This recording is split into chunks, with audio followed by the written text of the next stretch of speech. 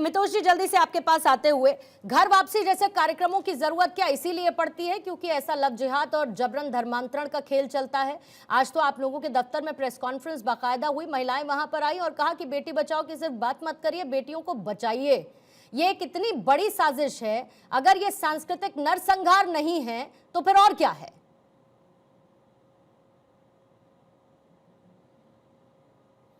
अमितोष जी, ठीक है, अमितोष जी के पास मैं वापस से दोबारा से लौटती हूँ। उससे पहले जरा शारदा प्रसाद जी, एक क्विकली आपसे मैं एक टेक लेना चाहूंगी क्योंकि इसको बहुत अलग, ये पेनिट्रेशन इंटेलिजेंस का आपको फेलियर नजर नहीं आता है? अगर मैंने बीजेपी से सवाल पूछा तो उन्होंने कहा कि अब हम कार्रवाई कर रहे हैं। एक लंबे समय से उनकी सरकार है, उससे पहले समाजवादी पार्टी की सरकार वहां पर रही, तब से भी ये सब कुछ चलता आ रहा है। लेकिन सबसे बड़ी बात की खबर नहीं है कानों का कि हो क्या रहा है। पूर्णिमा जी, ऐसे देखिए कि आज का जो विषय है बहुत ही गंभीर है और मैं समझ रहा हूँ कि पार्टी पॉलिटिक्स से ऊपर उठ के इसके बारे में बात करनी चाहिए। और जो मुख्य मुद्दे हैं वो यह है कि अगर एक धर्मांतरण इस प्रकार का है जिसमें कि धन का प्रयोग हो या जालसाजी का प्रयोग हो, तो सबसे पहली चीज़ है कि ये धन आ कहाँ से रहा है। और मैं कहूँगा कि धन के ऊपर सर्टेनली हम कंट्रोल लगा सकते हैं और उसमें अगर कोई इंटेलिजेंस की आवश्यकता है तो मेरा अपना विचार है कि अवश्य ही इस पर काम होता रहता है। मैंने भी बहुत साल इंटेलिजेंस डिपार्टमेंट में काम किया और इस प्रकार के जो पैसे कहीं से आते हैं तो वो सूचना दी जाती है और उस पर एक्शन भी होता है।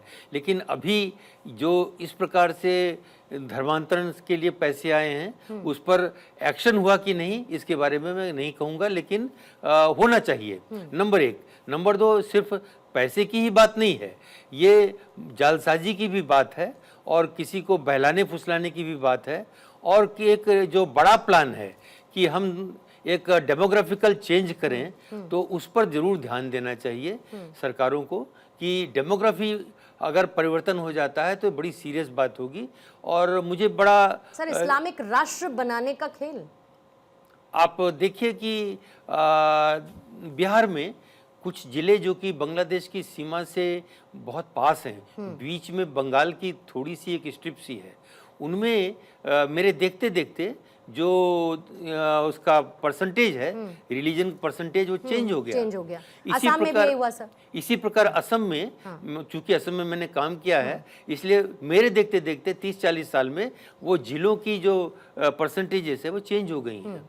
तो इस पर हमको सोचना चाहिए कि हम इसको कैसे कंट्रोल कर सकते हैं। We must take serious action. Sir, इस पर जैसे बात होगी वैसे ही तो इस पर फिर राजनीति होने लगेगी ना, वही दुख की फौरन बात होने लगेगी। जैसे ही आप डेमोग्राफिक चेंज की बात करेंगे तो एक पार्टी सपोर्ट पे कहने लगेगी कि अरे किस बात का डेमोग्राफिक चेंज हो रहा है, नंबर्स दिखते नहीं, नंबर्स देखना नहीं चाहते, उस पर कोई बात नहीं करना चाहता। नहीं, बड़ी सीरियस बात है और क्योंकि इससे जुड़े हमारे देश की सुरक्षा के मुद्दे हैं। ये सिर्फ धार्मिक मुद्दा नहीं रह जाता है, इसके ऊपर जो स्लीपर सेल जिसके बारे में सबको जानकारी है कि स्लीपर सेल्स होती हैं, इसी प्रकार के लोगों से स्लीपर सेल बनाई जाती है जो कि समय समय पर उनके दूसरे राष्ट्रों के लिए काम करते हैं। तो इस पर ये सीरियस मामला है, इस पर ध्यान देना चाहिए। ठीक है जी। अमितोष जी, अगर आप मेरा सवाल सुन चुके हो तो मुझे प्लीज उसका जवाब दे दीजिए। बहुत धन्यवाद, माफी चाहता हूँ कनेक्शन नेटवर्क में इशू आया जी। आपने जो सवाल करा और आज जो डिबेट चल रही है पूर्णिमा जी, आपने जिस तरह से कांग्रेस पार्टी से भी पूछा कि आप क्या लव जिहाद के विरुद्ध है, पर वो देखिए लव जिहाद के विरुद्ध नहीं बोल पाए, उन्होंने सारी जगह आपके माध्यम से आपको घुमा दिया और सबको घुमाया। ऐसे ही घुमाते रहे। मैं 2 उदाहरण देता हूं क्यों घुमा रहे हैं। याद करिए कर्नाटक के अंदर इन्हीं की पार्टी के कांग्रेस काउंसिलर थे जिनका नाम था निरंजन हिरिद्वार। उनकी बेटी लव जिहाद का शिकार बनी थी और वो चीखते रह गए, लेकिन कांग्रेस ने, कर्नाटक सरकार ने उस पर एक भी आवाज नहीं उठाई। हाल ही में हुआ एक विषय मैं आपके माध्यम से दिखाता हूं। देखिए, आप जंगूर बाबा की बात तो कर रहे हैं यहां पर, लेकिन देखिए विषय क्या हो रहा है। विषय आ रहा है love jihad in Madhya Pradesh, Congress leader Anwar Qadri accused of funding ₹20 lakh bounty on Hindu girls. Same issue जैसा कि चंगूर का है। क्या है? 20 लाख रुपए ब्राह्मण लड़की, 15 लाख रुपए ओबीसी, 10 लाख रुपए ST/SC। 2 जने अरेस्ट हुए, नाम साहिल और अल्ताफ, अर्जुन और राज बन के जा रहे थे। इसलिए कांग्रेस सरकार लव जिहाद के विरुद्ध नहीं बोल पाएगी क्योंकि इनकी पार्टी के खुद के काउंसलर ही या तो किसी तरह से दंगों के अंदर में पाए जाते हैं या फिर लव जिहाद करते हुए पाए जाते हैं। एक और विषय मैं आपको बताता हूं, ये वाला याद है आपको? Deputy LOP Gaurav Gogoi wife Elizabeth, connection आए थे ISIS और पाकिस्तानी के साथ। और क्या हुआ? जब भारत सरकार ने NGO पे नकल कसी और जब उसकी फंडिंग एफसीआरए के वायलेशन पे आई तो कांग्रेस सरकार ने हल्ला मचाया और एमआईएम के अमितोष जी, थोड़ा सा नेटवर्क का इशू है सर, थोड़ा सा नेटवर्क का इशू है, मैं इसको करेक्ट करवाती हूँ। सरवर साहब आपके पास, फिर उसके बाद स्वामी वेदमूर्ति जी पुरी जी मैं आपके पास आती हूँ। पहले गुलाम सरवर आपके पास। धर्म परिवर्तन, सर इस्लाम में आपके धर्म का प्रचार वाजिब है, ठीक, लेकिन उसके बाद जब पैसा रेट लिस्ट तैयार हो जाए तो सर ये दीन की बात तो नहीं है, फिर तो ये डील ही हो रही है। और क्या मुस्लिम समाज को ऐसे लोगों को अपने मजहब से ही नकार नहीं देना चाहिए? ऐसा संदेश जाए कि इस्लाम का नाम ना खराब हो कम से कम।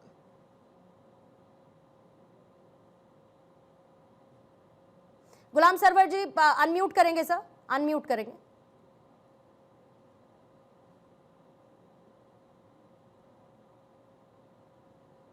नहीं है। गुलाम सरवर जी, शायद आपकी भी आवाज एक बार चेक कर लेती हूं मैं। जी अब आ रही है आवाज? अब आ रही है सर, अब आ रही है, बोलिएगा सर।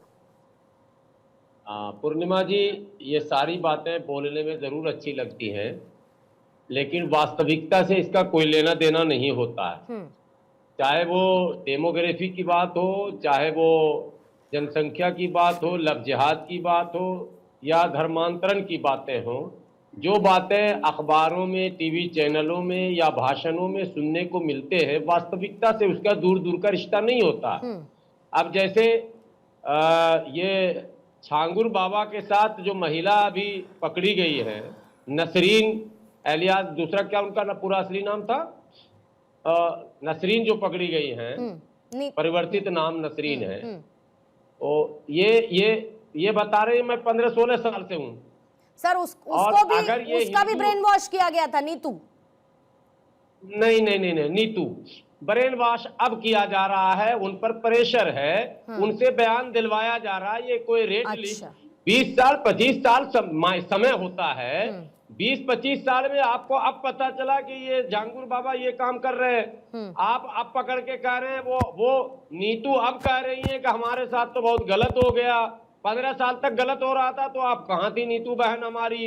और 15 साल के बाद किसी एजेंसी ने, बीएचपी ने जबरन दबाव बनाया, पता नहीं उसके घर के लोगों के साथ कुछ दबाव बनाया, क्या बनाया, कौन सा ब्लैकमेलिंग हुआ कि उसका बयान इस तरह का आने लगा। पहले तो नीतू जैसे तमाम लोगों पर जो समय समय पर बयान बदलते हो उन पर कार्रवाई होनी चाहिए कि बार बार बयान क्यों बदल रहे हो? भाई 15 साल पहले तुम क्या समझकर इस छांगुर बाबा के शरण में चले गए, और आप 15 साल बाद जब एजेंसियां छांगुर को पकड़ रही हैं तो तुम अपने बचाव में कह रहे हो कि नहीं ये इतना करता है, इसका जो सिखाया जा रहा है बीएचपी की तरफ से वो बयान फर्जी फैब्रिकेटेड आ रहा। मतलब आप ये कह रहे हैं गुलाम सरवर साहब कि जो आप बीती सुनाने के लिए पीड़िता आई वो भी झूठ बोल रही हैं, और आप 15 साल पहले कहां थी? हाँ नहीं, तो ये तो बिल्कुल वैसी वाली बात हो गई गुलाम सरवर जी, ये बिल्कुल आपने वैसी बात कर दी कि किसी का रेप अगर 10 साल पहले हुआ हो और वो 10 साल बाद आकर कहे कि मेरा रेप हुआ है, तो आप उससे सवाल पूछे कि 10 साल तक तुम चुप क्यों थी? गलत है, 10 साल तक तुम चुप क्यों थी? 10 साल बाद नहीं होता। क्यों?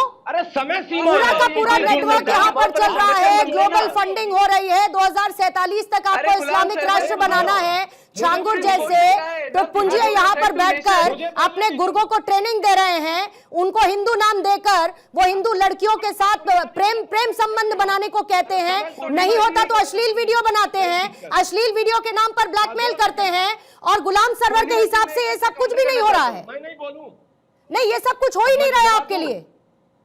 सुप्रीम कोर्ट ने कहा है कि love jihad is a national threat to country, ये सुप्रीम कोर्ट को नहीं मानेंगे, ये अजमेर ब्लैकमेल रेप कांड को नहीं मानेंगे, ये इस्माइल कादरी जब रेट लगाता है क्योंकि तब नहीं मानेंगे, जब मध्य प्रदेश के अंदर में रेट लगाती जाती है तब नहीं मानेंगे, जब उमर गौतम और खालिद पाए जाते हैं 2 करोड़ की फंडिंग के साथ लव जिहाद के लिए तब नहीं मानेंगे, जब केरला हाईकोर्ट बोलता है love jihad is a threat तब नहीं मानेंगे, जब आईएस के अंदर में भेज दिया जाता है कन्वर्ट करा के तब नहीं मानेंगे, जब अजमेर बेजे नगर के अंदर में रेट लगा दी जाती है तब नहीं मानेंगे। लेकिन इनके क्या है, पूरा फंडा है, सुप्रीम कोर्ट को नहीं मानेंगे, संविधान की खाली किताबें लेके घूमेंगे, हिंदू बहन बेटियों को बलात्कार करेंगे, रेप करेंगे, कन्वर्ट करने में मजबूर करेंगे, एक्सपोज हो जाएंगे, तो फिर बाबा के संरक्षण में खड़े हो जाएंगे। शर्म आनी चाहिए लोगों को। ठीक है अमितोष जी, गुलाम जी की बात, गुलाम सरवर जी की बात होने दीजिए, फिर उसके बाद फौरन आऊंगी वेदमूर्ति। मैं लीगल बात कुछ कहना चाह रहा हूँ। बोलिए। डीजीपी साहब यहाँ पर मौजूद है, अभी घटना कोई घटे और 1 साल के बाद 100 नंबर कॉल करेंगे तो पुलिस क्या करेगी, डीजीपी साहब हमको बता दें, मैं मान लेता हूँ। नहीं, अगर कोई घटना पीड़िता अभी जाएगी घटी। तो एफआईआर नहीं और लिखेंगे। नहीं, 112 1 साल के बाद अगर जारी करेंगे। एफआईआर नहीं लिखेंगे। बात नहीं है। गुलाम अब आप उन्हीं से लीजिए ना जवाब, हमसे मत लीजिए ना, हम तो मांग रहे हैं, डीजीपी साहब बताएंगे ना। मतलब आप मामले की गंभीरता को कितना कम कर दे रहे हैं गुलाम सरवर जी, और मुझे सच में आपसे इस बात की उम्मीद नहीं है। मुझे सच में आपसे बिल्कुल उम्मीद नहीं है, क्योंकि जितना मैं आपको जानती हूँ गुलाम सरवर जी, आप सच को सच और झूठ को झूठ कहने वाले लोगों में हैं, लेकिन मुझे समझ में नहीं आ रहा कि अभी कैसे अचानक से आपका ये टेक पूरी तरीके से बदल गया।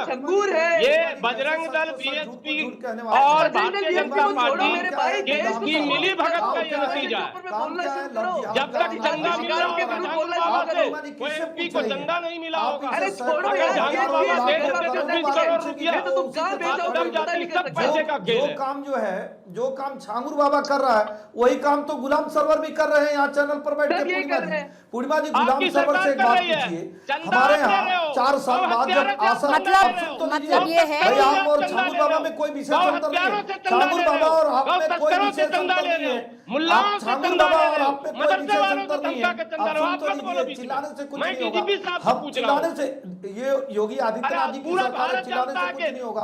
चिल्लाने से बुलडोजर चलेगा, चिल्लाने से जेल जाएंगे, चिल्लाने से हवालात में जाएंगे, चिल्लाने से कार्रवाई होगी, चिल्लाने से कुछ होगा नहीं। पूर्णिमा जी इनसे पूछिए, अभी डीजीपी साहब से पूछ रहे थे। मैं बताता हूँ भारत में बहुत सारे लोगों पर 5 साल बाद कार्रवाई हुई, 10 साल बाद कार्रवाई हुई। आसाराम बापू जी का एक एग्जाम्पल देता हूँ, कांग्रेस की सरकार आती है, आसाराम बापू जी के बारे में पीड़िता 5 साल बाद कही तो कोर्ट ने कार्रवाई नहीं किया। एक बार मैं एक मिनट सिंह साहब